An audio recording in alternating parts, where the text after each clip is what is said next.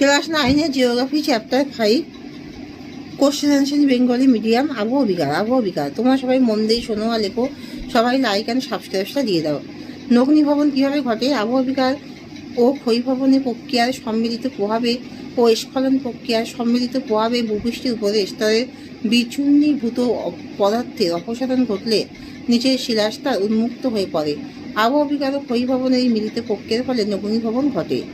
আবহাওয়া বিকার কাকে বলে? যে প্রক্রিয়ায় বিভিন্ন প্রাকৃতিক শক্তির প্রভাবে ভূপৃষ্ঠের উপরের অংশের শিলাস্তর যান্ত্রিক ও জৈবিক প্রক্রিয়ায় চূর্ণ বিচূর্ণ অথবা রাসায়নিক প্রক্রিয়ায় বিয়োজিত হয়ে মূল শিলা থেকে বিচ্ছিন্ন অবস্থায় সেখানেই পড়ে থাকে। এই প্রক্রিয়াটি হলো আবহাওয়া বিকার।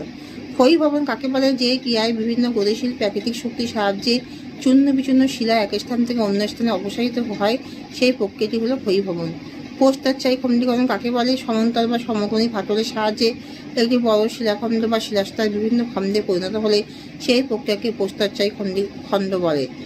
অক্সিডেশন বলতে কী বোঝো বা জারণ বলতে কী বোঝো? লোহার সঙ্গে মিশে থাকা খনিজের সঙ্গে বায়ুমণ্ডলের অক্সিজেনের রাসায়নিক বিক্রিয়াকে অক্সিডেশন বা জারণ বলে। আরোহণ কাকে বলে? যে সকল প্রক্রিয়ায় বাহ্যিক প্রাকৃতিক শক্তি যেমন নদ নদী হিমবাহ বায়ুপ্রবাহ প্রভৃতি দ্বারা সঞ্চয় অবক্ষেপণ ও অবক্ষেপণের সাহায্যে ভূপৃষ্ঠে পলি বালি প্রভৃতি সঞ্চিত হয়ে যে নতুন ভূমি গড়ে ওঠে, সেই প্রক্রিয়াকে আরোহণ বলে। স্বল্পমোচন বলতে কী বোঝো? উষ্ণতার প্রসার বেশি হলে শিলাস্তরের বাইরের ভিতরের অংশের মধ্যে সংকোচন ও প্রসারণের তারতম্য ঘটে এবং শিলাপীড়নের ফলে ফাটলের সৃষ্টি হয়। ফলে শিলার উপরের স্তর নিচের স্তর থেকে পেঁয়াজের খোসার মতো খুলে আসে। প্রাকৃতিক এই ঘটনাটিকেই স্বল্পমোচন বলে।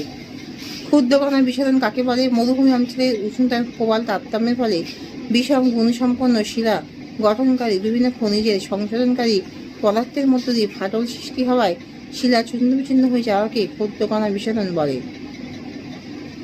হিউমাস কাকে বলে? উদ্ভিদ বা প্রাণীর মৃতদেহ অবশেষ জৈব পদার্থ হিসেবে শিলা বা মৃত্তিকার উপরিভাগে সঞ্চিত হয়। ওই সকল পদার্থ অতি সূক্ষ্ম জীব দ্বারা পচন এবং বিয়োজনের মাধ্যমে পরিবর্তিত হয়ে গাঢ় বাদামি বা কালচে বর্ণের জটিল পদার্থের সৃষ্টি করে। একে হিউমাস বলে। জৈব আবহবিকার একই সঙ্গে যান্ত্রিক ও রাসায়নিক প্রমাণ করো। একই সঙ্গে প্রমাণ করো। উদ্ভিদ ও প্রাণী পরোক্ষভাবে শিলাস্তরে বিচূর্ণীভবন করে থাকে। জৈবিক আবহবিকার যান্ত্রিক ও রাসায়নিক আবহবিকারের বিশেষ রূপ। জৈব রাসায়নিক আবহবিকারে শিলাসমূহ প্রাণীর দ্বারা রাসায়নিকভাবে বিয়োজিত হয়ে থাকে, যেমন মস লাইকেন জাতীয় শৈবাল শিলার উপরিভাগে জন্মায়। বৃষ্টির জলের সংস্পর্শে এসে হিউমাস গঠন করে, তা থেকে হিউমিক অ্যাসিডের সৃষ্টি হয়।